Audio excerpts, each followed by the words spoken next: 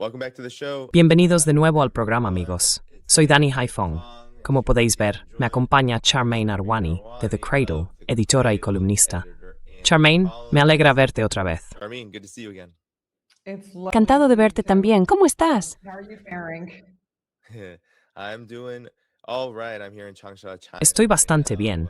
Ahora mismo estoy en Changsha, en China, pasándolo bien. Con mucho desfase horario, eso sí, pero sigo, por supuesto, atento a lo que pasa en el mundo, porque las cosas cambian muy rápido. Así que muchas gracias por acompañarme hoy para hablar de todo eso. Y por cierto, no olvidéis darle al me gusta, que eso ayuda mucho al programa. Vamos a empezar ya. Charmaine, empecemos con el bloqueo. The Cradle publicó que las exportaciones de petróleo iraní siguen siendo altas a pesar del bloqueo. Se informa de que el crudo de abril de 2026 sigue saliendo de Irán en niveles elevados, a pesar de ese bloqueo. También hay informes sobre una flota en la sombra de más de 20 buques, 26 en total, que habrían esquivado el bloqueo durante la última semana.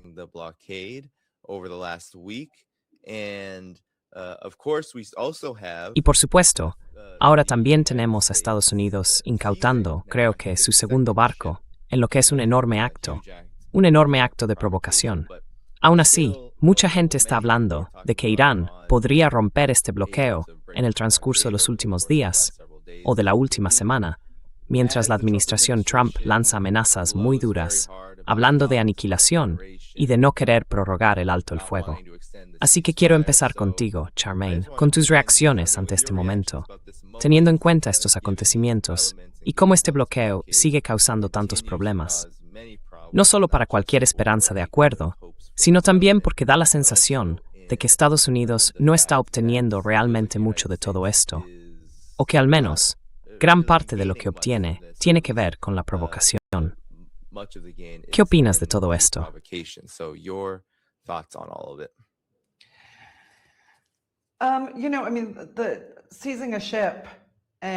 Ya sabes, quiero decir, apoderarse de un barco es claramente ilegal, igual que la guerra de Estados Unidos en Irán. Hay tantos aspectos de todo esto que son ilegales que sinceramente no hay manera de justificar lo que ha pasado hoy. Me imagino que ha ocurrido por esa actitud tan maximalista de Trump hacia todo, ¿no? Esa forma suya de empezar siempre con una amenaza.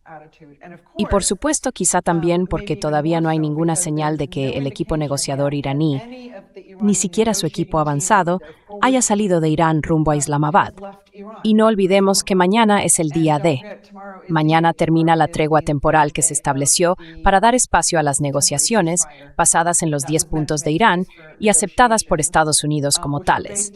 Pero parece que Estados Unidos ha echado atrás la mayoría de esos puntos y ha introducido otros nuevos. Así que, de nuevo, no hay manera de justificar este comportamiento. Supongo que por eso abordaron otro buque.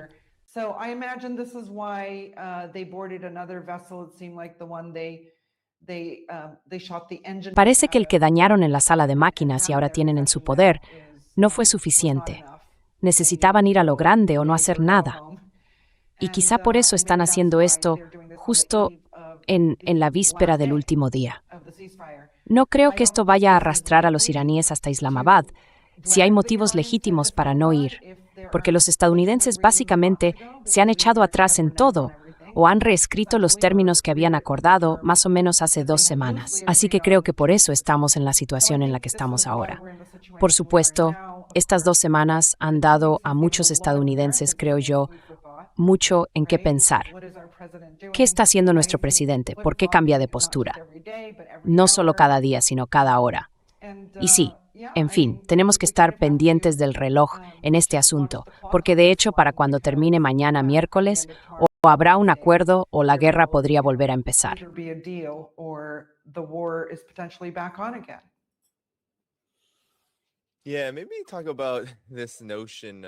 Sí, quizá podríamos hablar de esa idea de arrastrar a Irán hasta Islamabad, de esa necesidad de hacerlo. Se supone que estos son negociaciones, así que en teoría las dos partes deberían estar hablando. Pero el enfoque que está adoptando la administración Trump con este bloqueo se ha descrito claramente como una forma de poner a prueba a Irán, de ver si realmente controla el estrecho de Hormuz y de forzarle a rendirse. ¿Has visto señales de esa rendición? Quiero decir, hay un alto el fuego. Llevamos tiempo en alto el fuego. Pero este bloqueo naval, en la práctica, ha seguido casi desde entonces. Y me pregunto si has visto indicios de rendición y qué opinas de esta estrategia, por llamarla de alguna manera, de intentar empujar a Irán hacia Islamabad en términos favorables a Estados Unidos.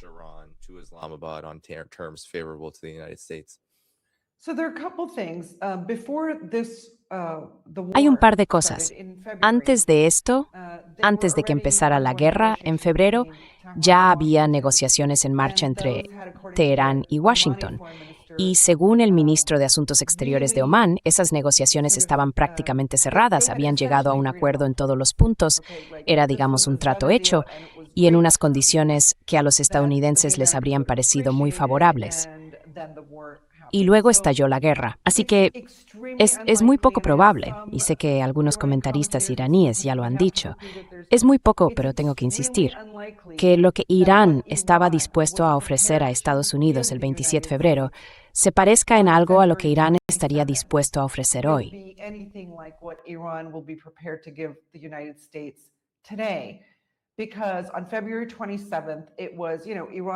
Porque el 27 de febrero, ya sabes, Irán no tenía realmente ninguna baza en la mano en particular. La única baza era algo así como, ¿de verdad queréis meteros en una guerra con nosotros? ¿No? Después de haber vivido una el pasado junio y ver que vuestro antiguo aliado Israel quiso acabarla casi en cuanto empezó, esta vez Irán tiene mucha más fuerza. Ha librado una guerra durante casi 40 días. Los estadounidenses se han sorprendido, y los actores de la región también en muchos momentos de esta guerra. No solo porque Irán ha resistido, sino porque ha conseguido que ni los estadounidenses ni los israelíes alcanzaran un solo objetivo.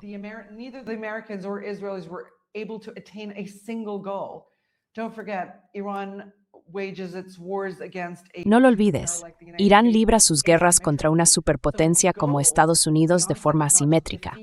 Así que su objetivo desde el principio no es derrotar a América, sino impedir que logre sus metas. Y luego, claro, intenta establecer algún tipo de disuasión, golpearlo bastante fuerte como para que no quieran volver a hacerlo. Entonces, ¿por qué iba Irán siquiera a considerar darle a Estados Unidos lo que estaba dispuesto a ofrecerle el 27 de febrero? Ese acuerdo del 27 de febrero, que según entendemos estaba casi cerrado, era para evitar una guerra. Y Estados Unidos siguió adelante y la emprendió. Destruyó gran parte de la infraestructura civil iraní.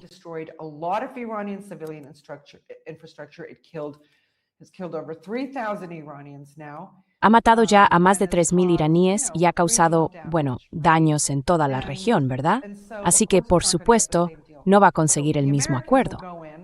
Entonces los estadounidenses llegarán, alguien como Trump, un empresario, dirá algo como, antes nos iban a dar estas condiciones, así que esas mismas podemos conseguir hoy, ¿no? Pero no va a funcionar así con los iraníes. Y en esto no hay titubeos. Quiero decir, hay un órgano que toma las decisiones. No son personalidades individuales las que deciden. Y esto es otra cosa bastante desagradable que los estadounidenses han hecho en estas 2 semanas de cese de hostilidades. Han impulsado con fuerza esa narrativa de que hay elementos en la cúpula político-militar iraní que están muy enfrentados entre sí. Y eso sencillamente no es verdad.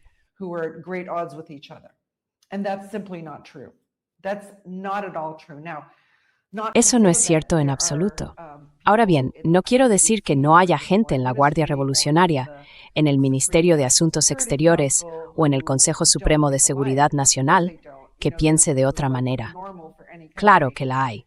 Eso es normal en cualquier país. Siempre hay personas que debaten las cosas desde su propio punto de vista y tienen sus razones para creer que su postura funcionará y que la de su colega no. Pero la cuestión es que todo se decide por consenso. Lo decide el Consejo Supremo de Seguridad Nacional, que por cierto se creó después de la guerra de junio del año pasado y cuyo jefe, Ali Larijani, si lo recuerdas, fue asesinado por los estadounidenses y los israelíes. Así que, ya sabes, los iraníes han estado observando. No solo vieron cómo los estadounidenses rompían sus promesas sobre el Líbano, sobre el alto el fuego en el Líbano, sino que lo hicieron desde el primer momento, ¿verdad?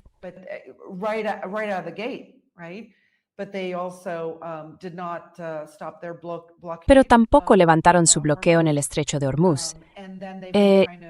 Y luego han estado intentando sembrar cierta discordia entre los iraníes, no solo entre los funcionarios, sino también entre la población. Básicamente, algo así como el ministro de Exteriores quiere negociar y está dispuesto a ceder más, pero la Guardia Revolucionaria, los más duros, no. Pero no funciona así en absoluto. Pueden tener opiniones distintas sobre algunas cosas, pero todo se decide por consenso antes de que empiecen esas conversaciones. Así que, sí, creo que eso es donde estamos ahora mismo. Y, siendo sincero, estoy un poco, no sé, algo intrigado, Dani, por ver si el equipo estadounidense sigue sentado en Islamabad hasta que venza el plazo hoy y mañana, y los iraníes simplemente no se presentan. Me pregunto si alguien le ha hecho alguna vez algo así a los Estados Unidos de América, ¿sabes?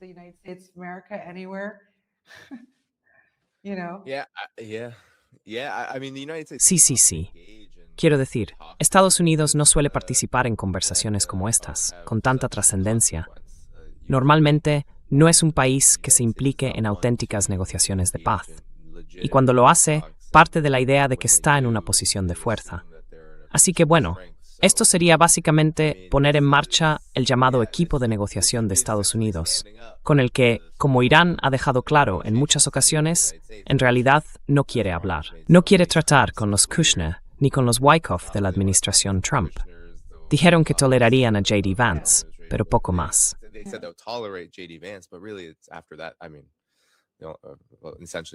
Quiero decir, básicamente porque J.D. Vance es el único con quien queda hablar aparte de Trump. Así que sí, es muy interesante que estemos ya, digamos, haciendo la cuenta atrás hacia el final del alto el fuego. Y hay una dinámica, Sharmi, sobre la que quería preguntarte. He leído esta idea de que las exportaciones de petróleo de Irán han aumentado o se mantienen elevadas en un momento en que hay un bloqueo y están saliendo estas historias tan mediáticas. Por ejemplo, vosotros en The Cradle informasteis de que se había incautado otro barco, un petrolero vinculado a China, del que Trump ha dicho que llevaba, ya sabes, piezas para drones. Y que bueno, él dijo algo así como que fue China quien lo hizo.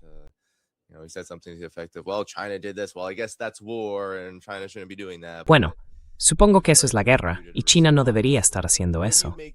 Pero la respuesta fue bastante tibia. ¿Qué opinas de esta situación? Irán sigue exportando petróleo, y cada día vemos que eso continúa. Y aún así hay un bloqueo en marcha, que está generando, digamos, momentos en los que parece que se intenta mostrar la dominancia de Estados Unidos. ¿De qué va todo esto? Si Estados Unidos está imponiendo un bloqueo, ¿por qué no corta por completo las exportaciones de petróleo de Irán? ¿Por qué no lo hacen de forma más contundente, en lugar de solo una acción aquí y otra allá en los últimos días?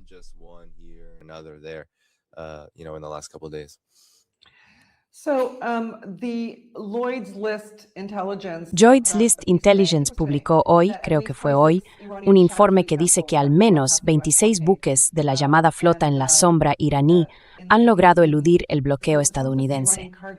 Y creo que parte de eso es carga iraní. No sé si todo está relacionado con el petróleo, pero el caso es este. Desde el principio sabíamos que Irán tenía algo así como 150 millones de barriles de petróleo en alta mar, repartidos por todo el mundo, listos para sus compradores en caso de que estallara una guerra y se prolongara. Así que ya tenían sus reservas preparadas. Ahora bien, este petrolero en concreto, el que fue abordado y capturado por los estadounidenses, al parecer estaba en la zona del Asia-Pacífico, y por lo que parece era un buque que se dirigía a China.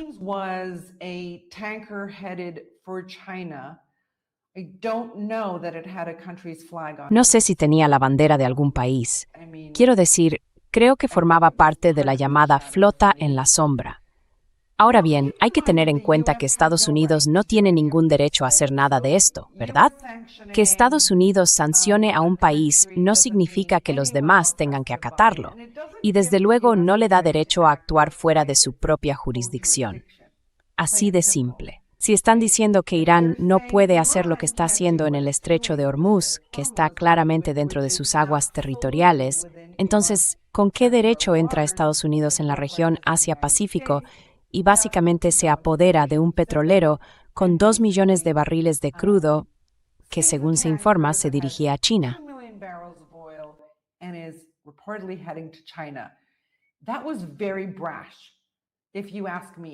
Eso fue bastante atrevido, si me preguntas, si todo esto se confirma. ¿De verdad quieres enfrentarte a China? Mira, China tiene varios buques de guerra, creo que en el mar Arábigo, que podrían entrar en acción. La verdad, no entiendo en absoluto esta escalada estadounidense.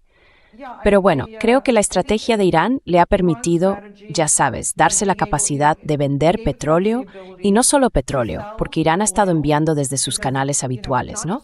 En el Golfo Pérsico, sí, en sus puertos iraníes.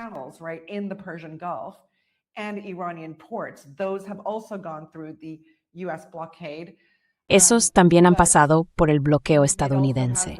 Pero además tiene el exceso, el excedente, que circula por las rutas marítimas globales y ha podido vender su petróleo a un precio superior, ¿verdad? Así que hay dos aspectos en esto. Irán se ha asegurado de poder vender petróleo durante una guerra prolongada y de hacerlo a un precio lo bastante alto. Es casi como si vendiera petróleo durante 4 meses en lugar de 2, porque el precio y la capacidad de venderlo le han beneficiado. Así que no han perdido el ritmo. Hoy leí a Dani que los rusos están reduciendo la producción. No estamos prestando suficiente atención a lo que ocurre en el frente entre Ucrania y Rusia porque hay muchas cosas que están siendo atacadas para obstaculizar la capacidad de Rusia de mover sus recursos energéticos y realizar ventas de energía.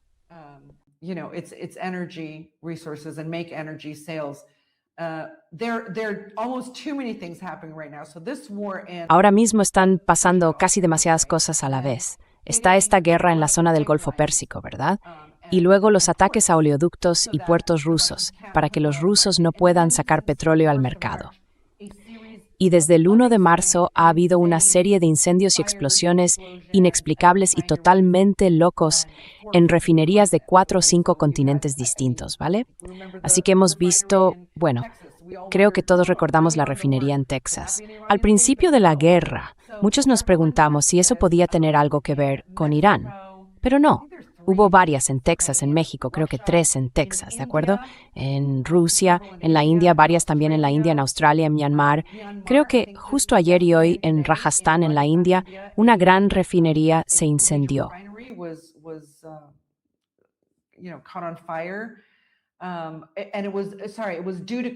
Y estaba a punto de ponerse en marcha, o sea, iba a lanzarse. Y luego, en Myanmar, una explosión en un puerto de petroleros. Y hoy en Texas, un incendio en un pozo de petróleo, ¿verdad? Está pasando mucho ahora mismo que no tiene explicación. Y si no se lleva petróleo a los mercados, muchas refinerías de Estados Unidos cierran. ¿Me entiendes? No he conseguido encajar todas las piezas todavía. Solo tengo la sensación de que quizá el objetivo de esta guerra no era solo Irán. Parece que hay algo mucho más grande y siniestro detrás. No puede ser simplemente hacer que todo el mundo dependa del petróleo y el gas de esquisto estadounidenses. No puede ser porque no tienen suficiente, pero sí tiene que ver en parte con eso de que si nosotros caemos, y eso es muy preocupante. Sí.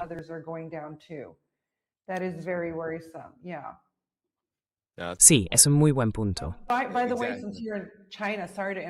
Por cierto, ya que estás en China, perdona que te interrumpa, Dani, pero muy rápido. La crisis global provocada por esta guerra, en lo que se refiere a conseguir energía de combustibles fósiles, ha despertado muchísimo interés en las tecnologías de energía limpia. Y China está siendo una gran beneficiada de todo esto. Las exportaciones chinas de baterías, vehículos eléctricos y productos solares se dispararon en marzo, el mes pasado, hasta casi $22,000 millones. Eso es un aumento del 70% respecto a marzo de 2023, ¿sabes?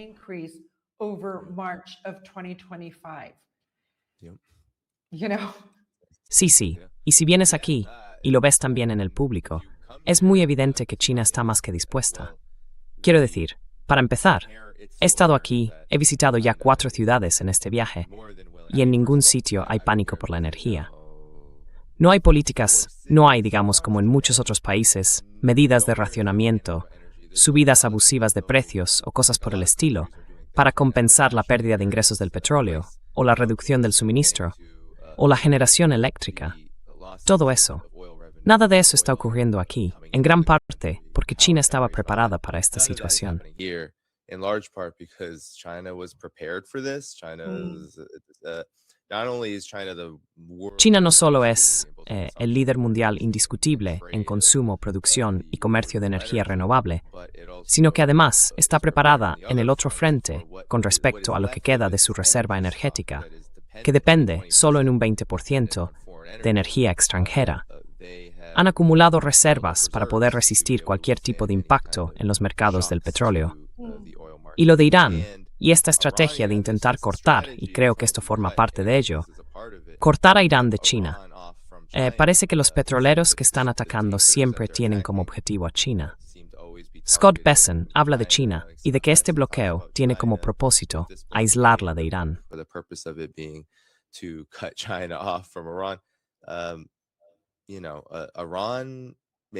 Bueno, verás, Irán representa un porcentaje de ese 20%, una buena parte, creo, de ese 20% que recibe del mundo, pero sigue siendo una cantidad que se puede reemplazar razonablemente. Y eso nos lleva justo a lo que decías. Esto va mucho más allá de simplemente cambiar el régimen en Irán, que por supuesto es una parte importante de esta guerra. Pero aquí hay enormes repercusiones a nivel global, sin duda.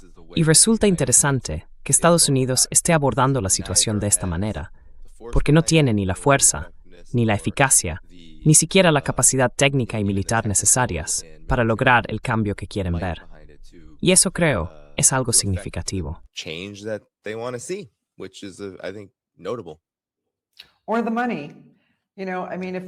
O el dinero. Ya sabes, quiero decir, si Estados Unidos iba a elegir un momento para hacer esto, para alterar el ascenso de las potencias euroasiáticas, tendría que haberlo hecho cuando aún se apoyaba en bases mucho más fuertes y sólidas. Mira, te digo, creo que gran parte de todo esto tiene que ver con frenar la iniciativa de la Franja y la Ruta. No la iniciativa en sí, porque ahora existe la Ruta Ártica, gracias al deshielo de los casquetes polares. Los rusos, que tienen los mejores rompehielos del mundo, quizá los únicos, cuentan con esa ruta alternativa hacia Europa desde la región Asia-Pacífico. Y luego está la iniciativa de la Franja y la Ruta, que ha tenido algunos tropiezos, donde Estados Unidos ha conseguido presionar a algunos socios, pero no lo suficiente, desde luego. Y además está el Corredor Internacional de Transporte Norte-Sur, cuyos principales inversores y socios son los rusos, los iraníes y los indios.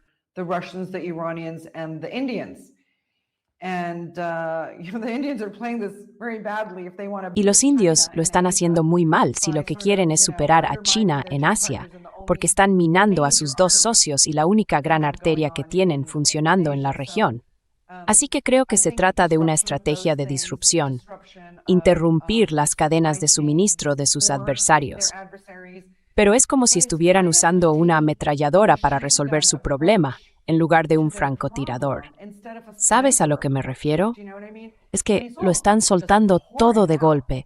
Y vamos, si alguien tenía alguna duda sobre quién voló el Nord Stream, el gran gasoducto ruso-alemán, el Nord Stream 2, que estaba a punto de entrar en funcionamiento, creo que hoy ya nadie duda, porque estamos viendo este tipo de explosiones por todas partes.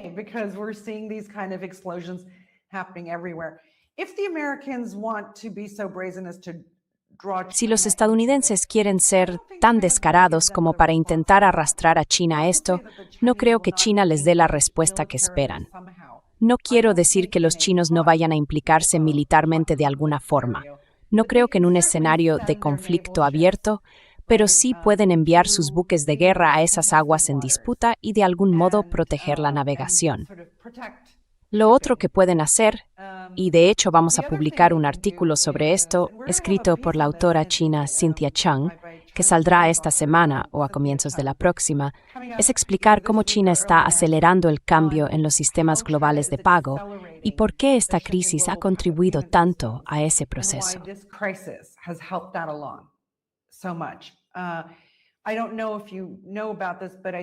No sé si estás al tanto, pero creo que hace una semana o unos 10 días el gobierno chino publicó un conjunto de directrices como nuevas leyes o normas que básicamente establecen que si alguien perjudica a los intereses de seguridad nacional o los intereses económicos de China, esas nuevas reglas permitirían a China actuar de inmediato y confiscar, incautar y así sucesivamente, una especie de reciprocidad, por decirlo así. Y creo que lo hicieron preparándose para lo que imaginaban que podría ocurrir en ese campo de batalla, en esa región. Así que puede que la confiscación de 2 millones de barriles de petróleo destinados a China se resuelva de una forma muy distinta a la que los estadounidenses esperan. Y no sé en qué está pensando Trump. Va a ir allí el mes que viene, ¿sabes? Y él cree que Xi Jinping le va a dar un gran abrazo. Eso es lo que piensa que va a pasar. Sí, claro. No sé. Y no sé si viste ese artículo del Wall Street Journal, creo que era del Wall Street Journal, sobre cómo Trump está tomando decisiones, sobre esas dinámicas internas y cómo lo están apartando de las salas de situación porque es tan impredecible e impulsivo. Y este tipo de cosas, la verdad, da miedo. Que el jefe del Estado Mayor Conjunto era Kaine, ¿verdad? Ya los estoy confundiendo. Sí, Dan Racing Kane, creo que se llama así. Sí, como cuando se levantó de la reunión porque Trump quería los códigos nucleares. Pero vamos, no es que esto lo esté diciendo solo. Ya sabes, la prensa alternativa, lo publica el Wall Street Journal. Así que creo que hay mucha preocupación por Trump y por cómo está actuando, por cómo está alejando a aliados muy firmes, no solo en el Golfo Pérsico, que deberíamos comentar de verdad, sino también en Europa. Ahora mismo hay, creo, 4 o 5 países que se han unido a España e Irlanda en su intención de romper las relaciones comerciales especiales que tienen con Israel. Está pasando mucha acción, mucha actividad real. Y si nos quedáramos aquí las próximas 10 horas, Dani, ni siquiera llegaríamos a comentar todas las noticias que están saliendo hoy.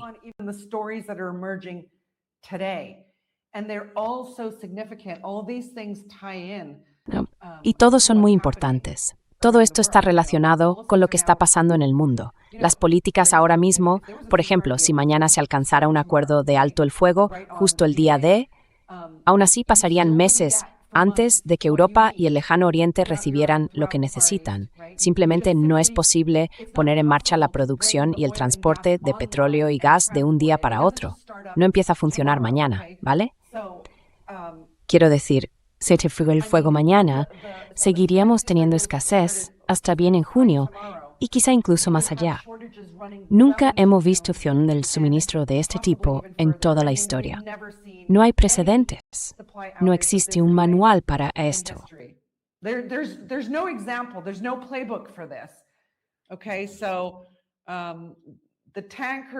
Vale, así que los petroleros, los seguros, todo el proceso para llegar allí, eso es lo que realmente hay que explicarles a algunos estadounidenses entusiastas que quieren volver a la guerra con Irán, pensando que Estados Unidos e Israel han repuesto sus armas en 2 semanas. Simplemente no pueden hacerlo. No tienen la capacidad de fabricación ni de producción para nada de eso. ¿De acuerdo? Si miras cuánto tiempo pasó entre la guerra de junio y la del 28 de febrero, ves cuánto tardó Israel en reabastecerse, ¿vale? ¿Qué fueron? 8 meses. En 2 semanas no están reponiendo nada que valga la pena. Pero lo que ha ocurrido, creo yo, no sé si es cierto, es solo mi impresión, Dani, es que no creo que los iraníes aceptaran otra vez un alto el fuego como este, ¿de acuerdo? Creo que si hubiera algún otro posible acuerdo, ocurriría en plena guerra.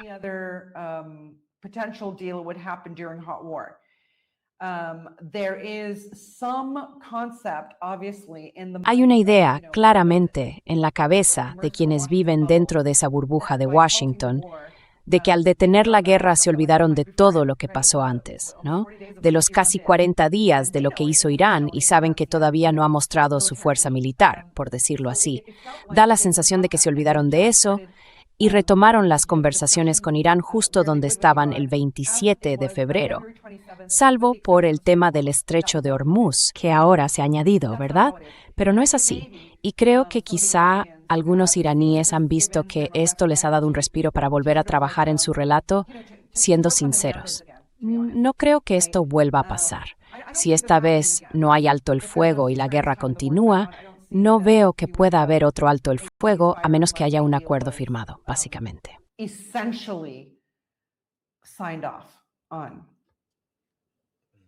Sí, no, todos esos son muy buenos puntos. Y sobre la situación del petróleo que estabas describiendo, una de las teorías que he escuchado sobre por qué Estados Unidos y algunas personas también sospechan de Israel, sobre todo por el tema del sabotaje, es que ha habido mucho sabotaje real, incluso más allá de la represalia iraní, represalia legítima, legal, según las leyes de la guerra, frente a los ataques de Estados Unidos e Israel, que tenían como objetivo la energía. Pero también ha habido actos de sabotaje en lugares como Arabia Saudí. Kuwait también lo ha sufrido, y ahora está declarando fuerza mayor en muchos de sus contratos. Pero, con todo esto, hay teorías que dicen que gran parte de la política exterior de Estados Unidos, y por supuesto, con Israel detrás, presionando también, ha intentado cortar a China del acceso a los mercados de petróleo para obligarla a comprarle a Estados Unidos.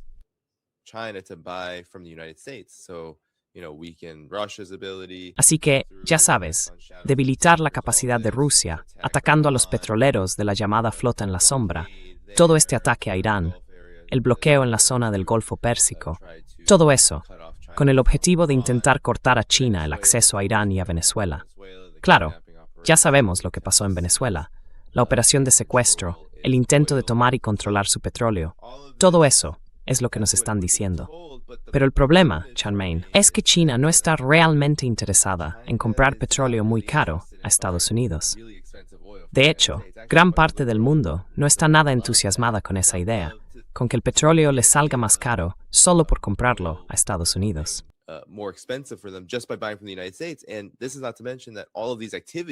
Y eso sin mencionar que todas estas actividades, sobre todo la guerra con Irán, han hecho subir el precio del petróleo. Y bueno, eso va a pasar inevitablemente si Estados Unidos intenta conseguir algún tipo de dominio mundial del gas y del petróleo, un monopolio sin restricciones, por así decirlo. ¿Qué hacen los monopolios? Suben los precios. Así que China no va a aceptar eso. Y no sé si hay algún tipo de cálculo en el que Estados Unidos piense que China y otros países, especialmente China, van a decir, vale, ahora compraremos tu petróleo solo porque has estado acosándonos e intentando impedir que compremos el de otros. Pero me pregunto qué opinas tú de todo esto.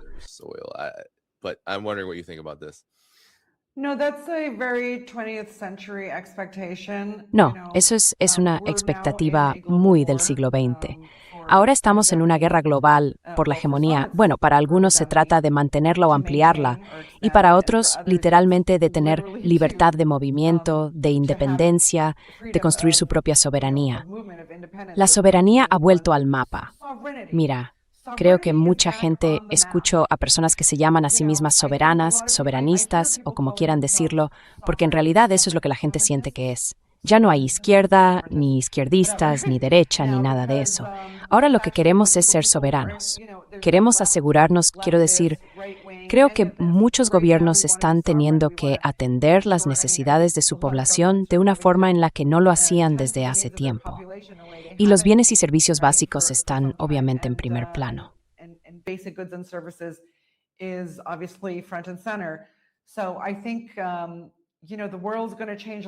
Creo que el mundo va a cambiar muchísimo, y no todo va a girar en torno a comprar petróleo y gas de esquisto monopolísticos de Estados Unidos. Simplemente eso no va a pasar. Ni siquiera sé cómo explicarlo, porque me resulta muy extraño que los estadounidenses puedan pensar que eso está en la agenda. ¿No se han dado cuenta de que se está formando un mundo multipolar justo delante de sus narices? ¿No han visto que hay países en África, a los que han ignorado durante años, que están haciendo cosas que no hacían desde hace décadas? Están expulsando fuerzas extranjeras, cerrando bases militares y creando capacidades de producción en sus propios países que antes no existían.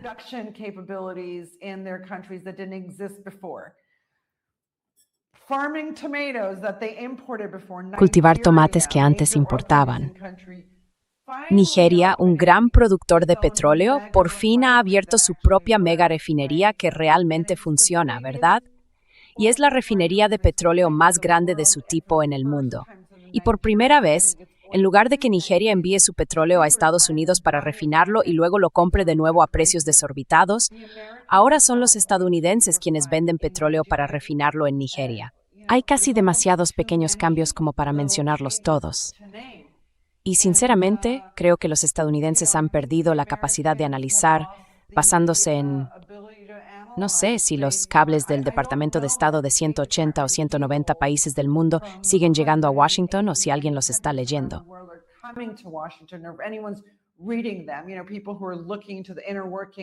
Sabes, la gente que está observando lo que pasa dentro de todos esos estados, ¿alguien realmente los está mirando o simplemente los meten en el gran cajón de la política exterior ahí en Washington? Porque ahora mismo están ocurriendo cosas muy activas en todas partes. En Irak, por ejemplo, ¿vale? Nosotros en The Cradle cubrimos Asia Occidental, así que te voy a contar un pequeño detalle.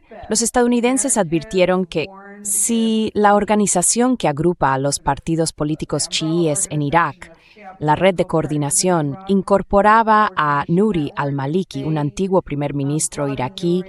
Bueno, ya sabes, tuvieron sus elecciones, Irak celebró sus elecciones en 2025 y todavía están intentando decidir quién será el presidente y el primer ministro y todo eso.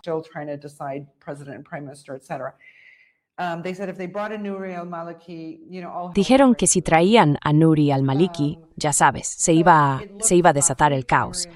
Así que la semana pasada parecía que Nouri al-Maliki iba a ser, de hecho, el elegido. Pero entonces los estadounidenses, ayer supimos que los estadounidenses decidieron congelar el envío de los ingresos del petróleo iraquí, que por autoridad estadounidense deben salir de Irak. Cada vez que Irak vende petróleo a cualquier otro país del mundo, ese dinero se guarda en una sola cuenta bancaria en Estados Unidos. Son fondos soberanos de Irak, ¿verdad? Y ahora Estados Unidos dice, no os vamos a enviar vuestro dinero, ¿no? Así que puede que ahora haya un candidato de compromiso. No lo sabemos. Pero aquí está la cuestión. Cuando Irán detuvo la guerra, eso significó que la guerra en varios frentes se detuvo, ¿verdad? Y eso permitió que en esas 2 semanas, Estados Unidos y Israel pudieran avanzar, golpear a los aliados de Irán y Israel.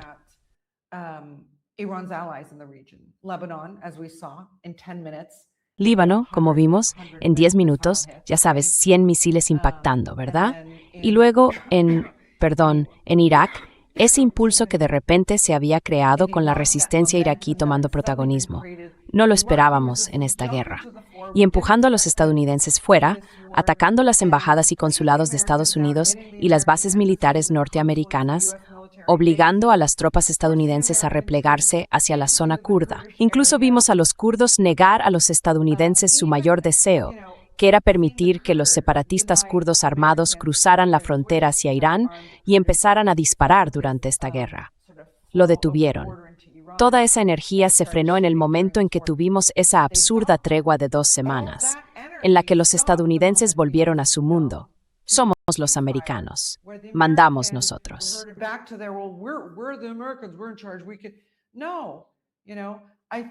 Podríamos, mira, creo que pase lo que pase ahora, esto tiene que llegar hasta un resultado, hasta que se produzca un cambio de verdad, al menos en esta región. Quiero decir, seguro que has oído a los estados árabes del Golfo Pérsico quejarse de cómo están las cosas. No solo les dijeron los estadounidenses que iban a atacar a Irán, ¿verdad? Es que ni siquiera les avisaron de que iban a dejar de atacarlo, del alto el fuego, ¿no? Los dejaron a merced de lo que Irán quisiera hacer con ellos. Así que hay muchos elementos en todo esto. Durante esta guerra, la confrontación entre Turquía e Israel se ha intensificado, ¿verdad? Y esa especie de alianza entre Grecia, Chipre e Israel frente a Turquía se ha reforzado, al menos desde el punto de vista de Turquía, ¿no?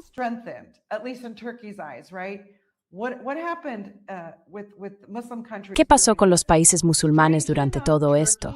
Curiosamente, Turquía se unió a Pakistán, que es un viejo amigo, y también a Arabia Saudí, que no lo es tanto, y a Egipto, que tampoco lo es, y ahora tienen, digamos, una conversación, una especie de diálogo estructural en marcha sobre cómo debería ser la seguridad regional de aquí en adelante.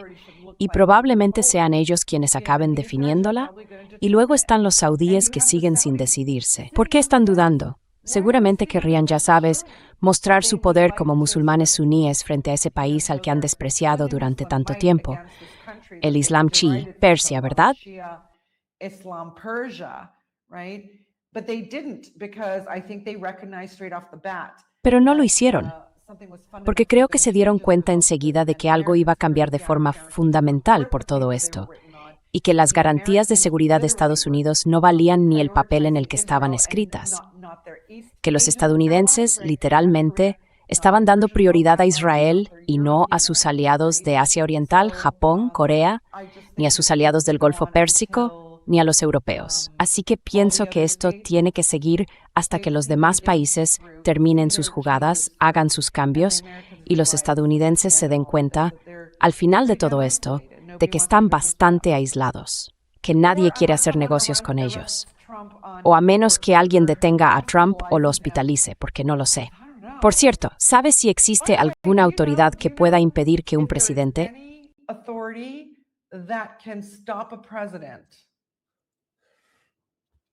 Sí, quiero decir, vamos a buscarlo en Google.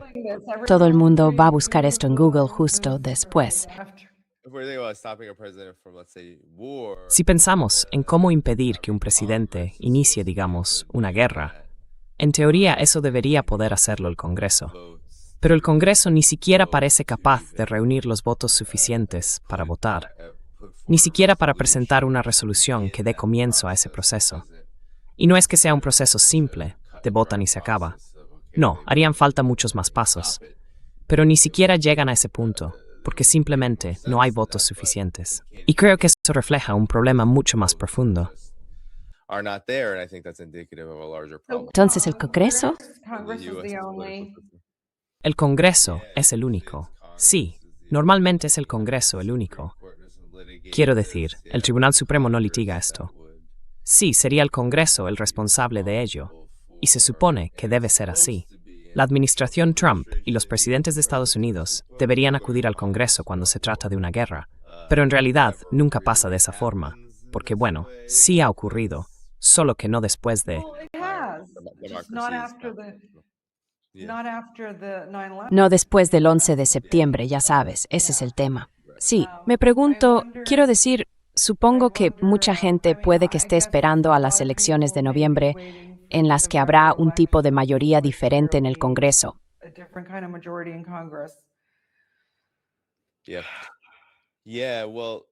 Bueno, es difícil decirlo, pero quería saber tu opinión ahora sobre estas conversaciones, porque me pregunto, ¿qué piensas respecto a la administración Trump y a Irán?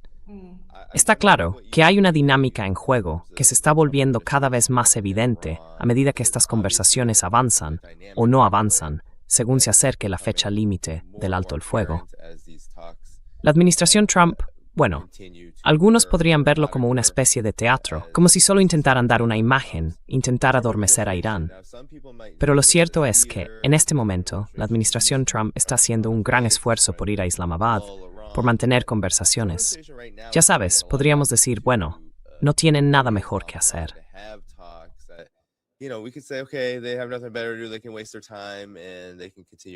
Pueden perder el tiempo y seguir con ese objetivo de dejarse llevar, dormidos, reconstruyendo, ganando tiempo y recuperando fuerza militar. Pero al mismo tiempo, da la sensación de que la administración Trump tiene una necesidad desesperada de cerrar algún tipo de acuerdo, por muchos motivos que me gustaría que comentaras, si puedes. Entonces, ¿crees que estas conversaciones tienen que ver con que Estados Unidos está en una posición un poco desesperada? ¿O piensas que Irán ha jugado un papel en facilitar esas conversaciones y que está adoptando una postura muy concreta de la que en realidad no se ha hablado más allá de los rumores y de lo que se comenta en los medios tradicionales? Porque nadie está hablando realmente de por qué Irán está abordando las cosas de esta manera.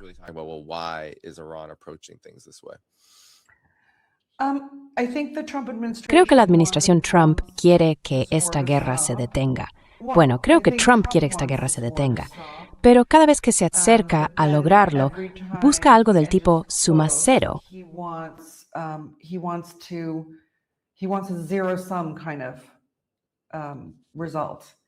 And that's the problem, because the Americans, like the Israelis, Y ese es el problema, porque los estadounidenses, igual que los israelíes, no pueden pensar en otros términos que no sean de suma cero.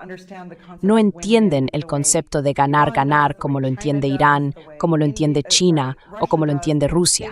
No lo comprenden en absoluto. Así que creo que cada vez que él se acerca un poco a esa idea, también tiene a varios grupos de interés susurrándole al oído constantemente. Y sí, reconocemos que el componente israelí es uno de ellos, ¿verdad? Y ellos, desde luego, no quieren que la guerra se detenga, hasta el punto de que podrían llegar a eliminar a negociadores o a personalidades influyentes que puedan mover el sistema político allí, con tal de impedir cualquier resultado pacífico. Eso es con lo que él lidia cada día, cada hora. Así que le gustaría que todo terminara, pero quiere que sea una victoria de suma cero. Todo para Estados Unidos. Si Estados Unidos se queda en todo.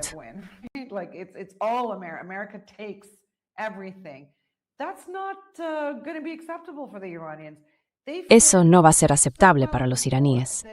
Les ha ido tan bien en esta guerra que algunas publicaciones estadounidenses ya llaman a Irán la cuarta potencia. ¿Y por alguna razón deberían rendirse? No, eso no va a pasar. Además, hay que tener en cuenta que Irán, desde el principio, ha dicho una y otra vez, hemos planeado una guerra prolongada. Y una guerra prolongada no significa necesariamente unos meses, puede durar años, ¿de acuerdo? Lo cual no quiere decir que las guerras consistan en bombardearse todos los días. A menudo son una serie de batallas dispersas en el tiempo que juntas forman el cuerpo de una guerra, ¿verdad? Así que Irán espera una guerra larga, y puedes estar seguro de que, como la ambigüedad es su juego, los ajedrecistas de la región tienen preparadas muchas otras sorpresas militares, de inteligencia y económicas.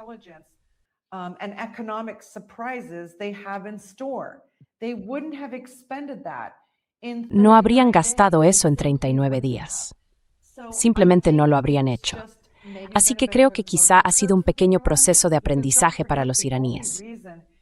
Porque no olvides que la única razón por la que aceptaron el alto el fuego, y eso se mantuvo hasta el último momento, Dani, fue porque los estadounidenses cedieron y aceptaron que todas las bases de negociación se basarían en los 10 puntos de Irán, y que tanto Líbano como todo el eje iraní quedarían incluidos en el alto el fuego. Eso significa que Israel también tiene que detenerse. Lo que Irán aprendió después es que cada vez que intentas apaciguar a los estadounidenses o les tiendes una rama de olivo o decides hacer un gesto de buena voluntad, ellos vuelven enseguida a su burbuja de poder y son incapaces de ver el bosque por los árboles.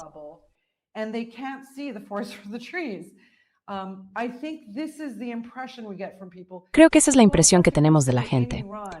También hay que tener en cuenta que en Irán, y no estamos hablando solo del alto mando militar, ni mucho menos, hablamos de civiles iraníes que no podían creer que en esos 12 días de junio pasado, Irán detuviera la guerra sin un acuerdo negociado, solo con un alto el fuego. Y eso ocurrió. Todos lo respetaron, ¿verdad? Por eso los israelíes sabían que esta vez tendrían que entrar junto con los estadounidenses y destruir Irán hasta tal punto que quedara a su alcance. Claro, nada de eso pasó. Pero los civiles iraníes, al ver por primera vez en su vida, recordemos que la mitad de la población tiene menos de 35 años, todo lo que su gobierno, su ejército, la Guardia Revolucionaria y sus responsables políticos habían puesto en marcha, y sentirse muy impresionados por ello, que también que algo así no vuelva a suceder. Y por eso oye a menudo a iraníes la oye preguntarse, ¿por qué detuvimos la guerra?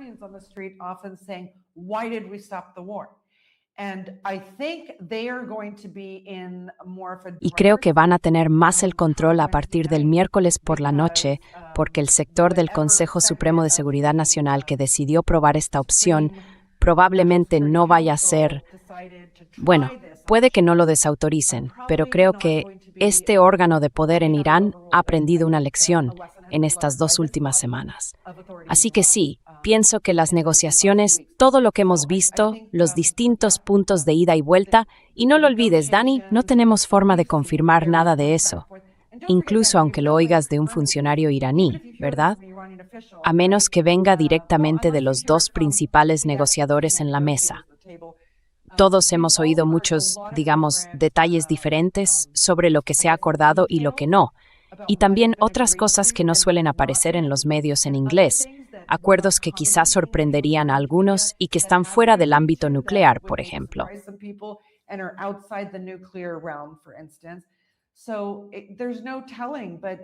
Así que no se puede saber con certeza, pero lo que sí parece claro es que la retórica de Estados Unidos probablemente sea distinta de lo que está ocurriendo a puerta cerrada. Y digo esto por una sola razón, y solo por esa razón, porque los intermediarios pakistaníes han estado muy activos todos los días hasta ahora y siguen estándolo. Así que todavía hay conversaciones en marcha en algún nivel, ¿verdad? Y obviamente los intermediarios saben cuáles fueron las promesas iniciales que hicieron los estadounidenses, e Irán está diciendo, no vamos a desviarnos de lo que se acordó. Empecemos por esos principios.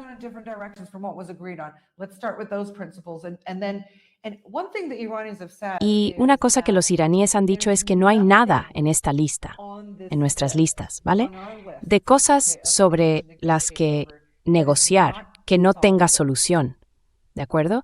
Esto es algo muy importante que deben entender los espectadores estadounidenses. Los iraníes han dicho que no hay ni un solo punto ahí que no se pueda resolver. Todo depende de cuánto estén dispuestos a ceder unos y otros. Está claro que los estadounidenses no están cediendo, y lo sabemos porque los iraníes ni siquiera se han subido a los aviones para volar a Islamabad, a pesar de que Trump está prometiendo atacar puentes y centrales eléctricas justo después.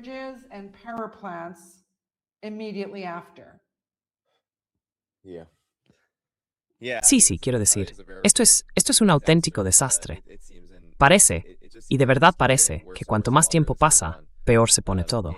Y bueno, tengo curiosidad, en los 8 minutos más o menos que nos quedan, Charmaine, sobre las implicaciones más amplias de estas conversaciones y hacia dónde se dirigen.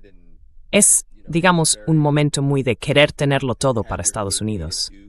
No estaba al mando cuando empezaron las negociaciones, y ahora parece que intenta desesperadamente recuperar algún tipo de posición de ventaja frente a Irán. Pero sinceramente, no parece que lo esté consiguiendo.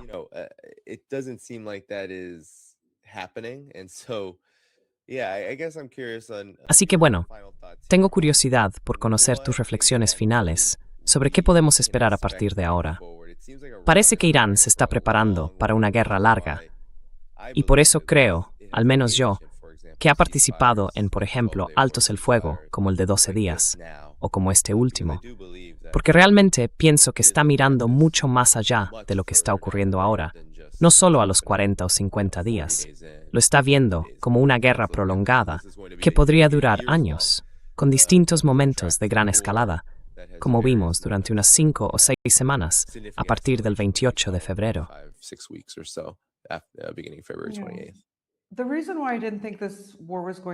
La razón por la que no pensé que esta guerra fuera a detenerse con un alto el fuego en este momento es porque hay otra parte implicada en esta guerra que Estados Unidos ha lanzado contra Irán.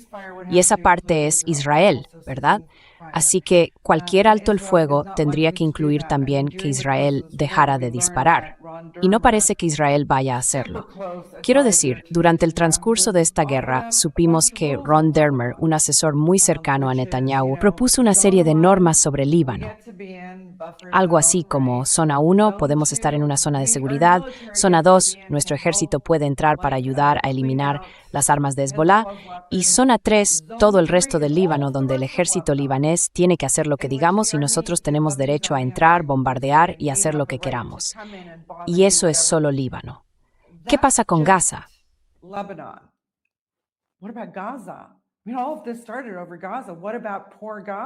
Quiero decir, todo esto empezó por Gaza. ¿Y qué pasa con la pobre Gaza? ¿Y con Irak? ¿Y con Yemen? ¿Y con Siria? ¿De verdad crees que Netanyahu va a ceder en alguna de estas cosas y mucho menos en todas? Entonces, ¿cómo puede parar esta guerra, Dani? ¿Cómo? Y por eso no se trata solo de una victoria iraní, porque los estrategas y los combatientes asimétricos no piensan así. Lo que buscan es negar a su adversario sus objetivos. Aunque seamos sinceros, todavía no sabemos cuáles eran los objetivos de Estados Unidos en esta guerra. También quieren, es que siento que el mundo occidental está sentado al borde de un precipicio, en una tartana. ¿Sabes? Y justo cuando está en una posición tan precaria, decide hacer locuras, como ponerse a mover la cabeza dentro del coche. ¿Me entiendes? Es que podría pasar cualquier cosa.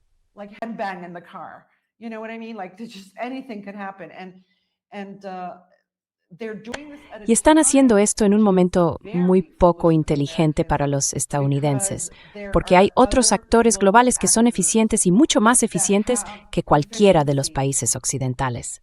China puede construir cualquier cosa de la noche a la mañana. ¿Y sabes qué? Desde la guerra entre Irán e Irak, Irán también puede construir cualquier cosa de la noche a la mañana. Literalmente bombardeaban edificios en Teherán. Esto fue en los años 80. Y a la mañana siguiente no se veía ni un solo escombro. Así de rápido se mueven. ¿Sabes los trenes, las vías férreas que los estadounidenses y los israelíes atacaron en esta guerra? Pues estaban de nuevo operativas en menos de 3 días, ¿vale? Así que tienes una eficiencia extrema al otro lado. Y por eso, haga lo que haga Estados Unidos, va a estar gastando dinero, va a estar literalmente agotando todo su material militar. Y no es solo aquí.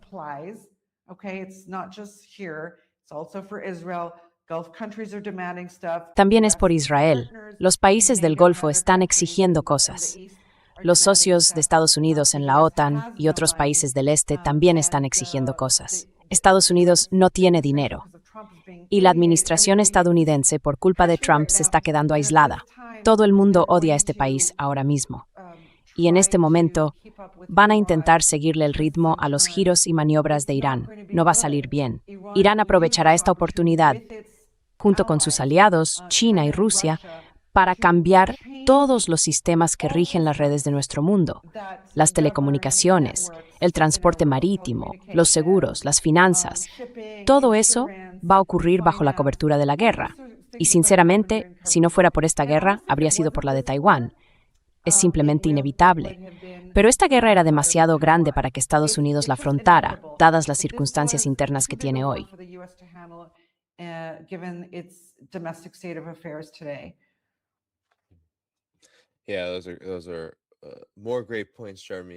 Sí, esos son muy buenos puntos, Charmaine. Y creo que es un buen momento para cerrar. Lo que les he dicho a mis contactos aquí en China es que estamos en una etapa, desde mi perspectiva como estadounidense, que vive en Estados Unidos, y estudia los sistemas de gobierno, el sistema del imperio, el gobierno que lo dirige, lo que hace, cómo funciona. Y ahora creo que sabemos que Estados Unidos está increíblemente desesperado por hacer todo lo que hemos comentado en este programa. Entrará en guerras que no solo no puede ganar, sino que probablemente aceleren este proceso de decadencia.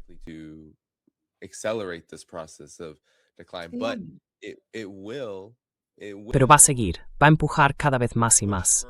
No va a detenerse ni va a decir, vale, me rindo. Va a continuar con ese proceso. Va a seguir atacando objetivos. Si no era esta guerra, como decías, habría sido la siguiente. Todos sabemos quiénes son los objetivos. Pero ya sabes, nos hemos debilitado. Estados Unidos se ha debilitado con la guerra de Ucrania. Eso llevó mucho tiempo. ¿Por qué tardó tanto? ¿Era Rusia demasiado débil? No, lo matam o esrith que les atrangit a sense.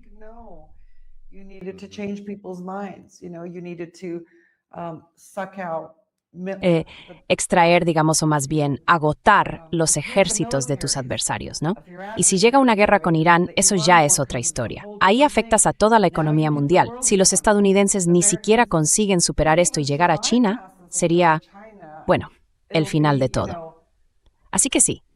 Pero, por cierto, habrás estado preguntando a gente en China si el país va a hacer algo más, ¿no? ¿Has oído algún comentario? Tengo curiosidad. Have you heard any feedback? I'm curious.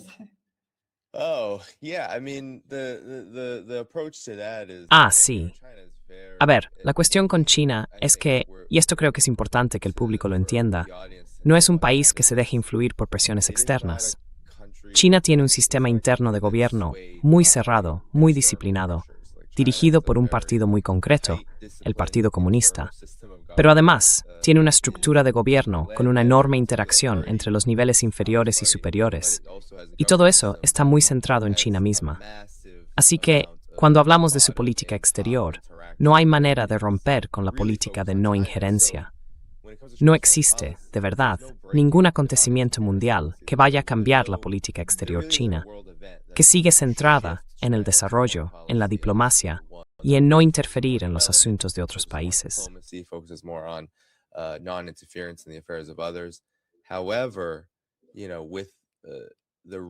Sin embargo, ya sabes, el verdadero objetivo, creo yo, sobre todo para los medios y en el contexto que conozco en general, y también en el ámbito académico, es realmente reforzar el prestigio de China, mejorar su imagen en el mundo, porque ha sido arrastrada por Occidente. Se trata de contar la historia de China, y gran parte de su mensaje y de cómo aborda conflictos como este se basa en mantener los principios. Y muchas veces, al menos China cree que eso es suficiente, y los chinos también lo creen, que eso puede generar un cambio real. Y lo ha hecho. Pero ir más allá significaría, en esencia, que China se convirtiera en una parte activa de la guerra, algo que Irán no ha pedido. En el fondo, China ha calculado que eso no ayudaría en absoluto a mejorar la situación. Así que China reconoce su asociación con Irán.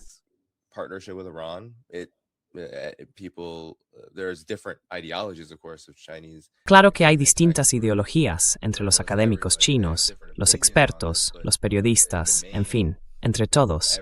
Tienen opiniones diferentes sobre este tema, pero en general todos coinciden en que China tiene derecho a suministrar a Irán y a comerciar con Irán con los materiales que sean, con lo que Irán diga que necesita y con lo que China esté dispuesta a ofrecer. Eso entra dentro de los derechos de ambos países. No hay desviación en ese punto. Así que sí, en cuanto a hacer más, me da la impresión de que gran parte de eso, para China, es más bien ruido que viene de Occidente. Pero en realidad, este es un país que actúa según lo que considera mejor para China y también según lo que cree que es mejor para el mundo, para construir estabilidad y paz. Y creo que por eso hemos visto a China actuar tanto como diplomático como socio clave de Irán, algo que ya he mencionado y sobre lo que he estado preguntando a la gente.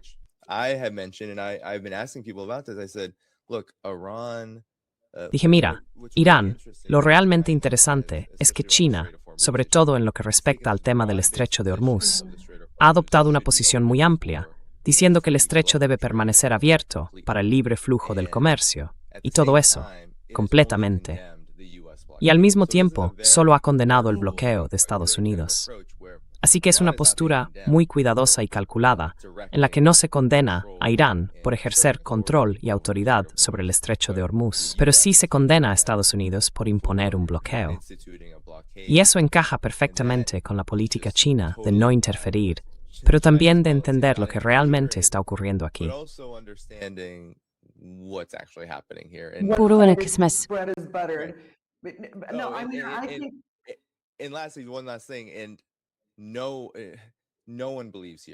Nadie aquí cree que el gobierno chino haya presionado a Irán para negociar con Israel. Todo eso son noticias falsas.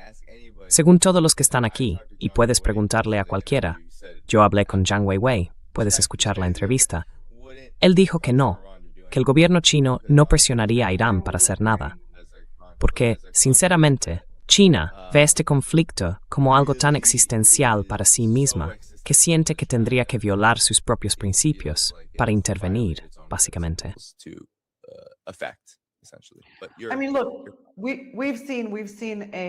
Pero vamos a ver, hemos visto también un veto chino, ¿no?, sobre el estrecho de Hormuz. Así que no dudo de que China actuará con fuerza cuando lo necesite. Y creo que vamos a ver un poco más de eso. Estas nuevas regulaciones de las que hablaba forman parte de esa preparación para lo que la bestia americana va a desatar, ¿verdad? No se va a quedar quieta si pierde en Irán o si no le va tan bien allí. Pero también creo que, aunque China mantenga esa política exterior muy basada en el derecho internacional, en plan, no vamos a interferir en ciertos estados, los chinos tienen muy claro que también buscan debilitar a sus adversarios, ¿no?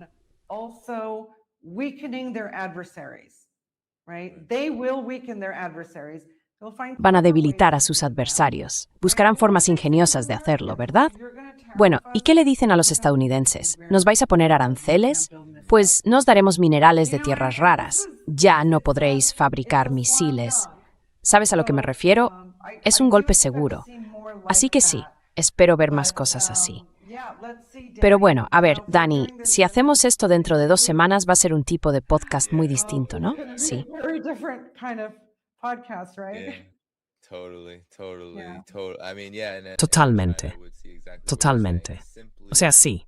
Y en China, yo vería exactamente lo que estás diciendo, como simplemente tomar decisiones, sobre todo en materia de comercio, desarrollo económico y, por supuesto, relaciones con otros países, como la mejor y única opción para defender sus propios intereses. Y eso, creo, es una de las grandes conclusiones aquí, que China puede simplemente seguir haciendo lo que hace y responder a esos actos de agresión y a esos intentos de manipular el orden mundial para favorecer a Estados Unidos, reaccionando pues de la manera que más le convenga. Y eso tiene enormes repercusiones para el mundo, porque puede debilitar a Estados Unidos simplemente tomando decisiones que le beneficien a ella misma y que además favorezcan a este mundo multipolar emergente, que China, por supuesto, ha estado liderando y en el que está muy interesada en que siga desarrollándose y fortaleciéndose.